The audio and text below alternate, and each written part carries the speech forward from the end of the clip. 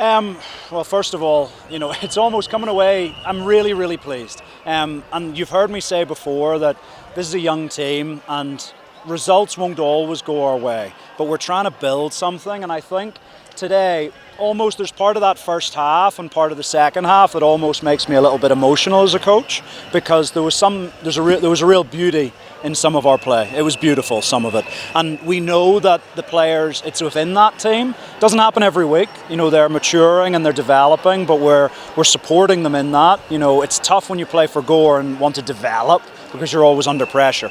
But there was parts of that game that truly were beautiful, and you're looking around going, I don't know that I've seen better football being played, not just in Kenya this year, but there was passages of play there and the supporters clearly loved it.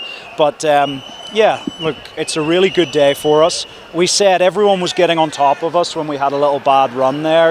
We didn't win in 3 games. And again, people were declaring our rivals champions. But we knew that this league is so difficult. We expected our rivals would trip up again. But again, people will walk away from the stadium here and they'll want to declare us champions. And that's not true either. There's 2 big games to come up for both teams. We're back on top, which is where we wanted to be. But we also know that, in Homeboys and at the end of the season against City Stars, we know these are teams who can cause you problems, and Homeboys are preparing for the cup final, and probably the penultimate game will be they'll play their full team against us and maybe rest some on the last day. So today's a really great day, and I'm just really pleased for the players. I think Patrick's a top-class striker. You don't go and play in the leagues he's played in and play at AFCON and play at that level for so long without being a top-class striker. He's a very different striker to Benson. That's why we brought them in, because they're not the same, they're different. And that's why we always believe they can play together. Now, we haven't wanted to disrupt the team too much, because changing from a 4-3-3 into, a 4-4-2 or a 3-5-2 is quite a big tactical switch, which takes time. And we didn't want to disrupt too much. And it's not just for them, for the midfield as well. But yeah, I think today he clearly brought a lot of guys into it. But look, everyone across the field, John Masharia had a fantastic game today. I said last week on a one-on-one with Austin Odiambo that he has the potential to be the best player in Kenya. He has that potential. He needs to believe it himself and he needs to work for it. And I think, again, you saw moments in the first half today where he was exceptional. And, who knows, maybe he'll get a late national team call up if I don't know if the coach was here watching that. But another big, all the players, but another big credit I have to give is to Joshua Onyango, a player who was a regular in the first half of the season. And he probably suffered most from the transfer window because we signed Emery Basengi, we signed Sylvester Owino, and Joshua was fantastic in the first half. He's been patient, and he hasn't played in so long. He came in today and again was fantastic. That's so hard to do when you haven't been playing. So just big credit to all the players. I think everyone had a really good game today.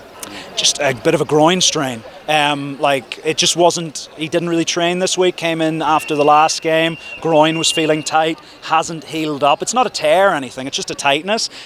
Quite pleased in a sense that the next round of fixtures have been pushed to after the international window, because again, had Homeboys been next Thursday, then we probably, even Nash might have been a doubt for that, but I think any of the guys who are out at the moment, they'll be fully fit by the time we come back for Homeboys.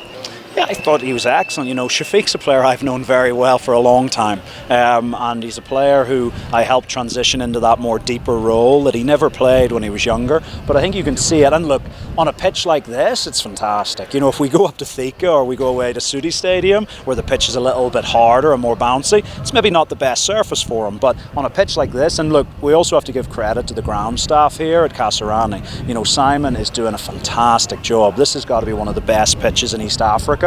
And the sooner Harambee Stars can get back playing football here, I think there's no reason that they can't play some great football out on that pitch. What should we say? It's something we've known is always there, and we've seen little pieces of it. As a coach, sometimes you have to break up a performance and look, okay, what are the different units doing? And sometimes, we see something that looks really nice, and then for one reason or another, it doesn't link up. Today, all, the defensive unit, the midfield unit, the attack unit, everything just clicked in together. the team have that potential. Are we going to do it every game? No, they're still developing. But you've seen the potential of this team and where we can go with it. We need to win. We need to win. So we're going to recover for the next game, and we're going to get ready for Homeboys because we know they're a really difficult team to play against. Thank you so much. Thank you very much, guys.